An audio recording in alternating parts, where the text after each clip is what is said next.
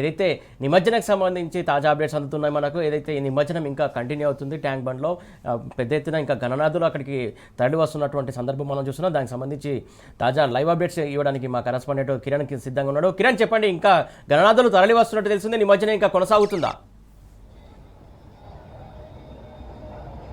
ఖచ్చితంగా ఇంకా కొనసాగుతుంది. రెండో రోజు కూడా గణనాథులు ట్యాంక్ బండ్కు బారులు తీరినటువంటి పరిస్థితి మనకు కనిపిస్తోంది. దాదాపు ఈరోజు ఉదయం వరకు 2,61,333 విగ్రహాలు ఇప్పటికే నిమజ్జనమైనట్టుగా జిహెచ్ఎంసీ అధికారులు అయితే చెప్తా ఉన్నారు.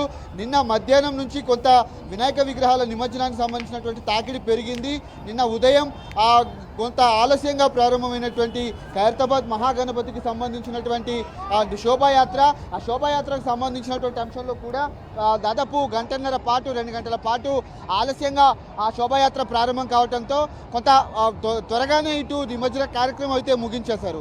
1:45 వరకు ఇటు నిమజ్జనాలు ఖైరతాబాద్కు సంబంధించినటువంటి మహాగణపతి నిమజ్జనమైంది. ఆ తర్వాత మరో 2 గంటల్లోనే బాలాపూర్ గణేష్ విగ్రహం నిమజ్జనం కాగానే త్వరితగతిన మండపాల నుంచి పూర్తిగా వినాయక విగ్రహాలన్నీ కూడా నిన్న రాత్రి వరకు ఇటు ట్యాంక్ బండ్కు చేరుకున్నాయి. ఈ నేపథ్యంలో పూర్తిగా గణనాథులంతా కూడా రెండో రోజు సెలవు దినం కావడంతో భారీగా విగ్రహాలు ఇటు ట్యాంక్ బండ్కు వస్తున్నటువంటి దృశ్యాలు మనకి ఇక్కడ కనిపిస్తూ ఉన్నాయి. వివిధ రూపాల్లో ఉన్నటువంటి విగ్రహాలన్నీ కూడా మనకు దర్శనమిస్తూ ఉన్నాయి. ఈ నేపథ్యంలోనే పూర్తిగా దాదాపు 11 రోజుల పాటు నిష్ఠగా పూజించి తమ గణనాథుని గంగమ్మ ఒడికి చేర్చేందుకు ఇటు పెద్ద ఎత్తున గణేష్ మండపాల నిర్వాహకులు కూడా చెప్తా ఉన్నారు. ఇటు పోలీసులు కూడా ఇటు వినాయక విగ్రహాలకు సంబంధించినటువంటి దారి మళ్లింపు ఏదైతే ఉంటుందో అటు ట్యాంక్ బండ్ వైపు కావచ్చు, ఎన్టీఆర్ మార్గ్ కావచ్చు, అంతేకాకుండా మరోవైపు నుంచి వచ్చేటువంటి వాటిని నెక్లెస్ రోడ్ వైపుకు తరలిస్తూ ఉన్నారు. త్వరితగతిన ఈ నిమజ్జన కార్యక్రమం ముగించేందుకు కూడా పోలీసులు నానా తంటాలు పడుతున్నటువంటి పరిస్థితి కనబడుతుంది. ఇటు ఐపీఎస్ అధికారులతో పాటు అంతేకాకుండా లోకల్ పోలీసులు, టాస్క్ ఫోర్స్ పోలీసుల సహాయంతో ఈ నిమజ్జన కార్యక్రమం ఇంకా కొనసాగుతోంది. ఈరోజు మధ్యాహ్నం వరకు కూడా నిమజ్జనాలు పూర్తయ్యేటువంటి అవకాశాలు ఉన్నాయి.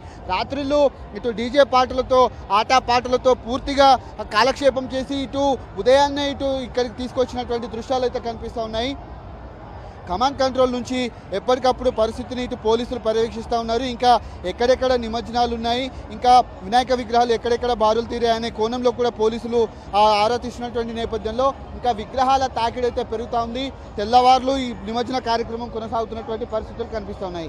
2 రోజుల పాటు కోలాహలంగా కొనసాగినటువంటి నిమజ్జన కార్యక్రమం మధ్యాహ్నం 1 గంట 2 గంటల వరకు ఇది పూర్తయ్యేటువంటి అవకాశాలు అయితే మనకు స్పష్టంగా కనిపిస్తూ ఉన్నాయి. ఇటు సచివాలయం ప్రాంతం ఏదైతే ఉందో, ఇటు తెలుగుతల్లి ఫ్లైఓవర్కి వచ్చేటువంటి ప్రాంతం అంతా కూడా పూర్తిగా వినాయక విగ్రహాలతో నిండిపోయినటువంటి పరిస్థితి. వివిధ రూపాల్లో ఉన్నటువంటి గణనాథులు మనకి ఇక్కడ కనిపిస్తూ ఉన్నారు. ఈ నేపథ్యంలో నిన్న ఒకవైపు జనం, మరోవైపు నిమజ్జనం అన్న చందంగా ఇటు కోలాహలంగా తెలంగాణ సెక్రటేరియట్, ట్యాంక్ బండు, ఎన్టీఆర్ మార్గ్ పరిసర ప్రాంతాలన్నీ కూడా మారిపోయినటువంటి పరిస్థితి. మరోవైపు ఇటు పోలీసులు కూడా త్వరితగతిన వినాయక విగ్రహాలను ఎటువైపు నిండితే ఖాళీగా ఉన్న వైపును కూడా పంపిస్తున్నటువంటి దృశ్యాలు అయితే మనకి ఇక్కడ కనిపిస్తూ ఉన్నాయి. మరో 2-3 గంటల పాటు నిమజ్జన కార్యక్రమం అయితే కొనసాగనుంది.